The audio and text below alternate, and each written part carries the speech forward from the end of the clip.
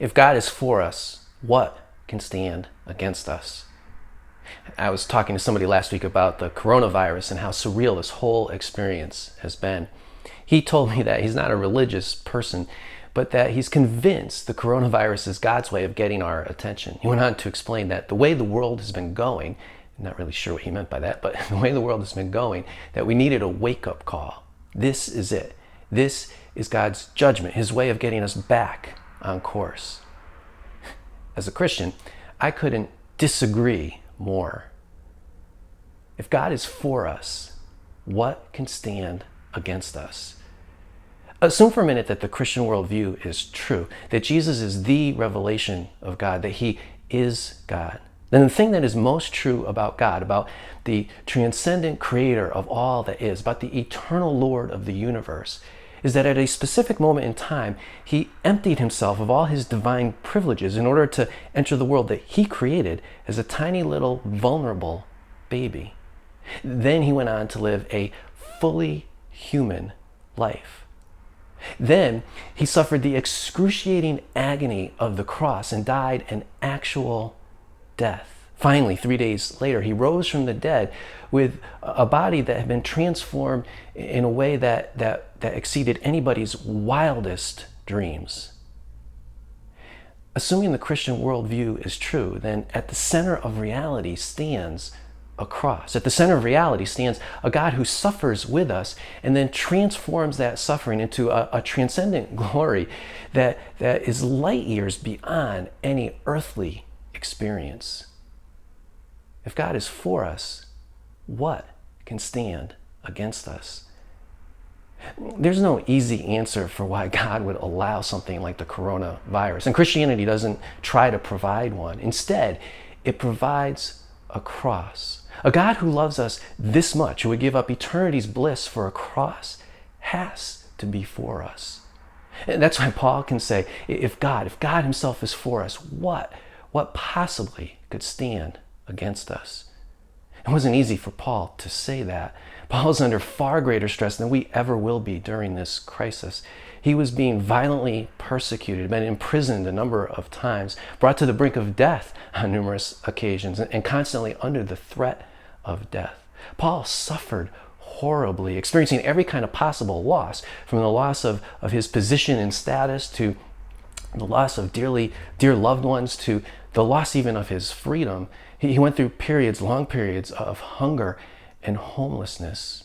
But through it all, Paul could say that nothing can stand against us, because if God gave us his only beloved Son and then raised him up utterly transformed, then he can be trusted to make all things work for our ultimate good. If God is for us, what can stand against us? As a Christian, I don't know why God allows things like the coronavirus, but I do know that he doesn't cause them. And I do know that he is with us through it all. And I do know above all that he ultimately, if we let him, if we place our trust in him, he ultimately in eternity will transform all things in ways that, all our suffering, in ways that we can't even begin to imagine. If God is for us, then what could stand against us? Coincidentally, perhaps providentially, this whole coronavirus thing is happening right smack in the middle of Lent. Lent is that 40-day period of preparation for Easter. It's a time traditionally when Christians intensify their prayer, fasting, and almsgiving or charity. That way, they by freely giving up earthly things, they can focus more intensely on the ultimate thing, on God. Even though it's been imposed on us, we didn't choose this. By being forced to give up so many of the things that we love, the earthly things that we love, we're all going through a Lenten experience right now. But if we believe that life is ultimately about a relationship with God, then this time can become a period of extraordinary transformation for us. After all, if we believe that God is the ultimate good, that God is all we need, infinitely more than we could ever want, then instead of agonizing all that we're losing out on or being consumed by anxiety and stress, we can use this time to focus on Him, to focus on what He's done for us on the cross. We can use this time to be passionately consumed with Him and passionately consumed by His love.